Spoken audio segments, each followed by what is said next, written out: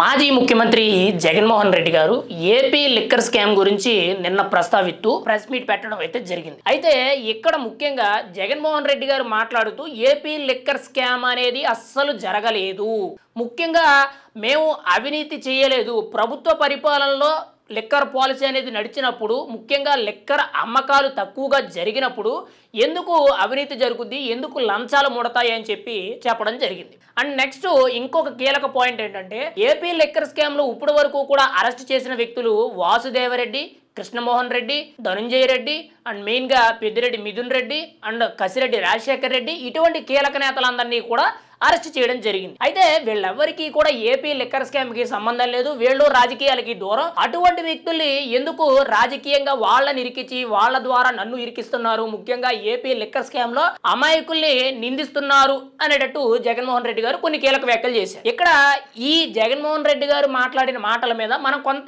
క్లారిటీగా మనం మాట్లాడుకుందాం. ముందుగా ఏపీ లిక్కర్ స్కామ్ అనేది జరగలేదు అంటున్నారు, పైగా మద్యం అమ్మకాలు ప్రభుత్వం అండర్ లో జరిగాయని చెప్తున్నారు. మద్యం అమ్మకాల వాల్యూస్ అంటే మద్యం అమ్మిన డబ్బు అనేది చాలా తక్కువగా వచ్చింది, దానివల్ల లంచాలు ఎలా వస్తాయని చెప్తున్నారు. మరి గతంలో 1,03,000 కోట్లకు పైగా మద్యం అమ్మకాలు జరిగాయి, రికార్డు స్థాయిలో అమ్మకాలు జరిగాయి, ప్రభుత్వానికి ఆదాయం సృష్టించామని చెప్పి మరి మీ ప్రభుత్వమే కదా చెప్పుకుంది, మీ నాయకులే కదా చెప్పుకున్నారు. మరి ఇప్పుడు జగన్మోహన్ రెడ్డి గారు మద్యం అమ్మకాలు చాలా తక్కువగా జరిగాయి, అసలు కమిషన్లు ఎలా వస్తాయని చెప్పి మాట్లాడుతున్నారు. పైగా ఇక్కడ లిక్కర్ స్కామ్ జరిగింది అనడానికి కీలక ఆరోపణల్లో 2 గుర్తు చేసుకుంటే అందులో మొదటిది కేవలం 2019 నుంచి 2024 వరకు ఈ ప్రభుత్వ హయాంలో ప్రభుత్వం తరపు నుంచి లిక్కర్ పాలసీ తీసుకొచ్చారు, ప్రైవేటు వ్యక్తులకి సంబంధం లేకుండా. కానీ ప్రభుత్వం తరపున లిక్కర్ పాలసీ తీసుకొచ్చినప్పుడు ప్రభుత్వం అండర్ లో జరిగినప్పుడు ఎందుకు నాసిరకం మద్యం అమ్మారు? ప్రజలకు కావలసిన మద్యం ఏదైతే ఉందో ప్రీమియం లిక్కర్ బ్రాండ్స్ ఏవైతే ఉన్నాయో, ఒక రకంగా చూసుకుంటే సిగ్నేచర్ కానీ, రాయల్ బ్లూ కానీ, ఐబీ కానీ,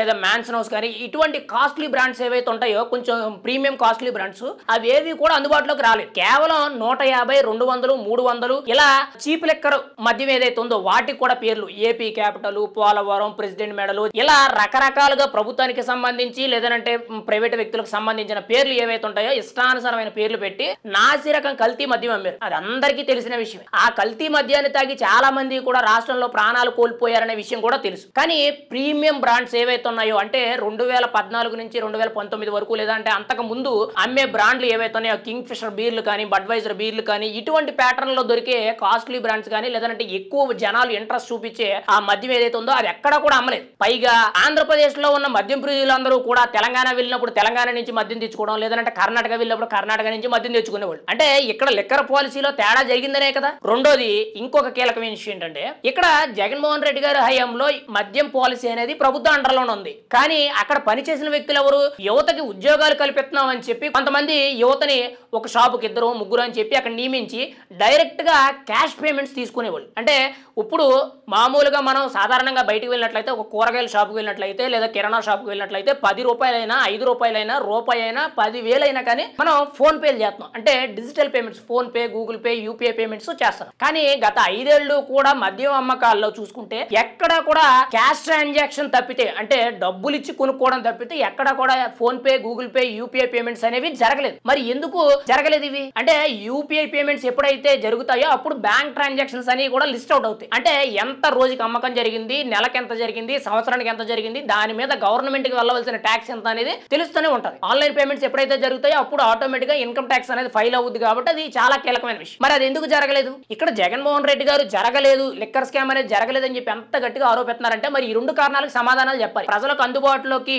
మంచి మద్యాన్ని తీసుకురాలేదు, వాళ్ళు అనుకున్న మద్యాన్ని అమ్మారు అండ్ మెయిన్ గా ఎక్కువ ధరలు అమ్మారు. దానితో పాటు లిక్కర్ సేల్స్ అనేవి గత 5 ఏళ్ళు కూడా 1,03,000 కోట్లకు పైగా అమ్మారు. ఇప్పుడు వరకు కూడా రికార్డు స్థాయిలో ఇంత అమ్మలేదని చెప్పి ప్రభుత్వానికి ఆదాయం సృష్టించామని చెప్పి వాళ్ళే చెప్పారు. ఇప్పుడు వాళ్ళే ఏపీ లిక్కర్ స్కామ్ లో మద్యం అమ్మకాలు చాలా తక్కువగా జరిగాయని జగన్మోహన్ రెడ్డి గారు నేరుగా చెప్తున్నారు. మరి ఈ మాటల మీద ఒక క్లారిటీ అనేది రావాలి. పైగా ఇంకొక విషయం క్లారిటీ చూసుకుంటే ఏపీ లిక్కర్ స్కామ్ లో ఇప్పుడు వరకు కూడా అరెస్ట్ అయిన వ్యక్తులందరూ కూడా వాళ్ళకి లిక్కర్ స్కామ్ కి ఏ సంబంధం లేదు, వాళ్ళని అనవసరంగా ఇరికిస్తున్నారు, వాళ్ళు తెలిసి తెలియక చెప్పిన సమాధానాలతో వైఎస్ఆర్సీపీ ప్రభుత్వాన్ని తొంగలో తొక్కడానికి, నన్ను అరెస్ట్ చేయడానికి, కక్ష సాధింపుగా కూటమి ప్రభుత్వం వ్యవహరిస్తుందని అన్నారు జగన్మోహన్ రెడ్డి గారు. మరి ఇక్కడ గత 5 ఏళ్లు కూడా వీళ్ళకి సంబంధం లేనప్పుడు వీళ్ళని మీరు ఎందుకు కీలక పదవుల్లో పెట్టారు? వాసుదేవరెడ్డి గారిని ఏపీ బేవరేజెస్ లిమిటెడ్ ఎండీగా ఆయన నియమించారు. కృష్ణమోహన్ రెడ్డి గారిని ఓఎస్డీగా నియమించుకున్నారు.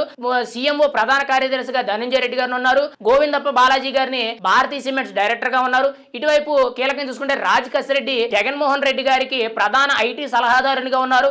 ఇంకో వైపు ఎంపీ మిథున్ రెడ్డి గారు ఆయన రాజంపేట ఎంపీగా ఉన్నారు. వీళ్ళందరూ కూడా కీలక వ్యక్తులే కదా. ఇప్పుడు వరకు ఎవరైతే ఏపీ లిక్కర్ స్కామ్ లో ఉన్నారో వాసుదేవరెడ్డి గాని, కృష్ణమోహన్ రెడ్డి గారు కానీ, ధనంజయ రెడ్డి గారు కానీ, మిథున్ రెడ్డి గారు కానీ, లేదంటే రాజకశిరెడ్డి గారు కానీ, సజ్జల అవినాష్ రెడ్డి గారు కానీ, ఇంకా కీలకమైన వ్యక్తులు ఎవరైతే ఉన్నారో వీళ్ళందరూ కూడా జగన్మోహన్ రెడ్డి గారికి అత్యంత సన్నిహితులు, బంధువులు, ఆయనకి నమ్మిన బంటులు. మరి ఇక్కడ ఏపీ లిక్కర్ స్కామ్ వీళ్ళకి సంబంధం లేదని చెప్తున్నారు. కానీ గతంలో 2019 నుంచి 2024 వరకు కూడా ఎక్సైజ్ శాఖ మంత్రిగా కె నారాయణ స్వామి గారు ఉన్నారు. నెల్లూరు గాంధార నియోజకవర్గానికి సంబంధించిన ఎమ్మెల్యే, ఎస్సీ సామాజిక వర్గానికి చెందిన నేత కె నారాయణ స్వామి గారు ఎక్సైజ్ శాఖ మంత్రిగా ఉన్నారు. మరి ఆయన పేరు అనేది ఇప్పటి వరకు కూడా లిక్కర్ స్కామ్ లో ఎక్కడా రాలేదు. లిక్కర్ స్కామ్ లో ఉన్న పేర్లన్నీ కూడా జగన్మోహన్ రెడ్డి గారికి అత్యంత సన్నిహితులు, బంధువులు ఉన్నారు. కానీ ఏపీ ఎక్సైజ్ శాఖ మంత్రిగా ఉన్న కె నారాయణ స్వామి గారి పేరు అనేది రాలేదు. అంటే ఏపీ లిక్కర్ స్కామ్ గురించి ఈయనకి సంబంధం లేదు.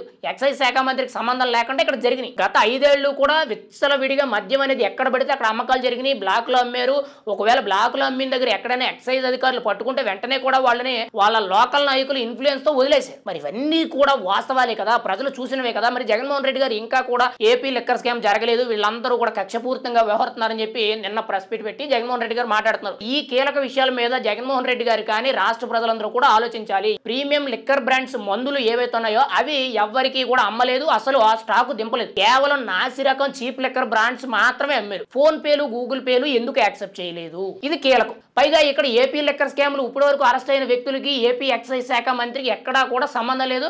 కనీసం ఏపీ ఎక్సైజ్ శాఖ మంత్రిగా పనిచేసిన కె నారాయణ స్వామి గారు ఎవరో కూడా తెలియదు చాలా మందికి కూడా. మరి ఇక్కడ లోతుగా ఆలోచించాలి. పైగా గత 5 ఏళ్లు కూడా ఏపీలో మద్యం అమ్మకాలు భారీ స్థాయిలో వచ్చాయి, ప్రభుత్వానికి ఆదాయం మెరుగుపడ్డది, ప్రభుత్వానికి కొంత సంపద కూడబెట్టిందని చెప్పి గతంలో వాళ్లే చెప్పారు. ఇప్పుడేమో అసలు ఏపీలో మద్యం అమ్మకాలే చాలా తక్కువ స్థాయిలో జరిగాయి, లంచాలు ఎలా తీసుకుంటాము, ఇప్పుడు చంద్రబాబు నాయుడు ప్రైవేటు వ్యక్తుల్లో పెట్టి లంచాలు కూడబెట్టుకుంటున్నాడని చెప్పి జగన్మోహన్ రెడ్డి గారు ఆరోపిస్తున్నారు. మరి ఏది నిజం? ప్రజలందరూ కూడా ఒక్కసారి ఆలోచించాలి.